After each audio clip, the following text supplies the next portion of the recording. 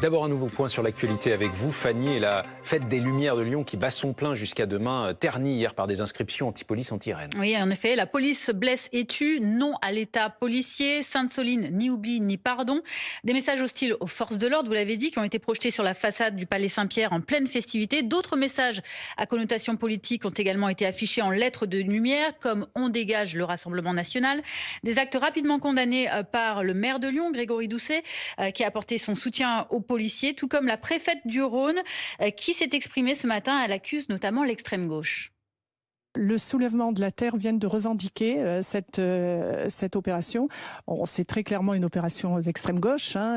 Les messages sont malheureusement, on en a connu ailleurs de ce genre de messages, donc c'est tout à fait inadmissible. Je rappelle que tous les jours, dans la lutte contre le narcotrafic, il y a des policiers, des gendarmes qui sont blessés pour justement lutter contre ce fléau et pour assurer la sécurité de nos concitoyens.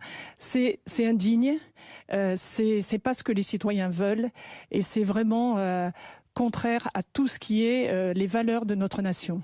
Et la préfète de la région Auvergne-Rhône-Alpes qui a annoncé tout à l'heure sur BFM TV que le collectif Les Soulèvements de la Terre venait de revendiquer cet acte. Fanny, à l'heure où les stations de ski ouvrent au public, attention à ce risque d'avalanche dans les Alpes. Oui, 4 départements qui sont en vigilance jaune avalanche aujourd'hui. La Haute-Savoie, la Savoie, l'Isère, les Hautes-Alpes.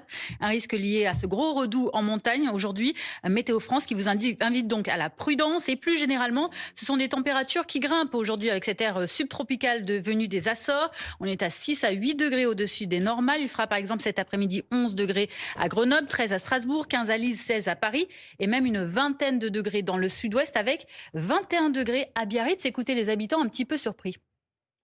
C'est difficile à concevoir en fait parce que c'est pas désagréable en soi, mais on sait que c'est pas normal, quoi.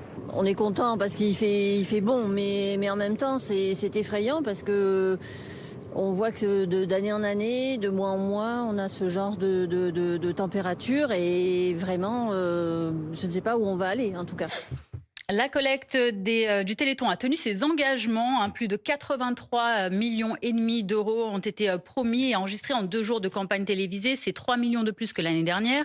La chanteuse Santa, marraine de l'événement, a notamment fait un don record de près de 100 000 euros. Et vous avez encore 5 jours pour soutenir la recherche contre les maladies rares en donnant au 36 37 ou sur le site don.téléthon.fr. L'an dernier, la collecte s'était clôturée à 96 millions d'euros. À l'étranger, ce matin, le Hamas qui semble faire un pas en avant vers la fin des hostilités. Le mouvement palestinien, en tout cas, qui se dit prêt à déposer les armes sous l'autorité de l'État, soit une autorité palestinienne indépendante. Déclaration du chef et principal négociateur du Hamas, à une condition tout de même, que l'occupation israélienne prenne fin dans la bande de Gaza. Le Hamas qui ajoute accepter le déploiement de forces de l'ONU pour surveiller les frontières, pour veiller également au respect du cessez-le-feu à Gaza, mais non pour le désarmer.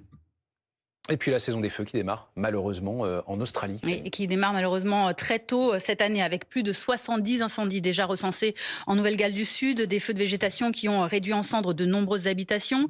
La raison, c'est cette vague de chaleur, conséquence bien réelle du réchauffement climatique dans le pays, attisée en plus par des vents très violents.